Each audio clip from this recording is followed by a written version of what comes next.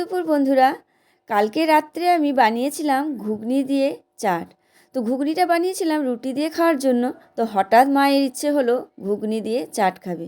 তাই জন্য বাড়িতে সমস্ত উপকরণ ছিল, সমস্ত সব কিছু রেডি করে নিয়েছিলাম। আর ছিল না শুধু ফুচকার পাপড়ি আর সিঙ্গারা।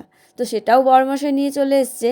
আর বাড়িতে সমস্ত উপকরণ রেডি করে নিয়েছি, শশা কুচি, পেঁয়াজ কুচি, ধনেপাতা কুচি, তেঁতুলের চাটনি, টক দইয়ের চাটনি, সব কিছু উপকরণ রেডি করে নিয়েছি। আর ঘুগনিটাও বেশ গরম গরম করে নিয়েছি।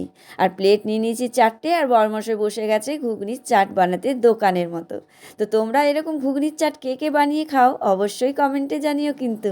আর যদি না বানিয়ে খেয়েছো, আমার এই রেসিপিটা দেখে বানিয়ে খেয়ে নিও। তো দেখো, তোমাদের সাথে কথা বলতে বলতে কিন্তু আমার ঘুগনির চাট প্রায় রেডি হয়ে এসছে।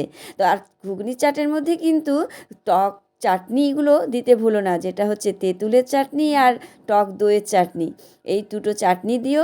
আর দিও ভাজা মশলাটা, যেটা ধনে জিরে আর শুকনো লঙ্কা ভেজে গুঁড়ো করে বানানো হয়েছে। আর উপর থেকে দিয়ে দিও টমেটো সস। তো দেখো আমার চাট রেডি। কেমন আর হয়েছে মেয়ে বলো? খেয়ে কি বলছে আর কেমন ওর বাবা হয়েছে বলো? খেয়ে কি বলছে, আর ভালো মায়ের হয়নি? তো স্পেশালি কেমন লেগেছে সেটাও দেখে না। হ্যাঁ, আর যার জন্যে এটা রেডি হয়েছে তাকে দাও। এই মায়ের জন্যে আজকে আমাদের চাট খাওয়া হচ্ছে, মায়ের সব থেকে প্রিয় চাট। কত কিছু দিয়েছিস। এবারে তুমি খেয়ে বলো কেমন হয়েছে চাটটা। ভালোই হবে, খারাপ কি আর হবে। লবণ দিয়েছিস? সব দেওয়া আছে, মুখে দাও আগে দেখো, তারপরে ঝাল তোমারটাই কম দেওয়া হয়েছে। ঠিক আছে, যা লাগলে নেবে।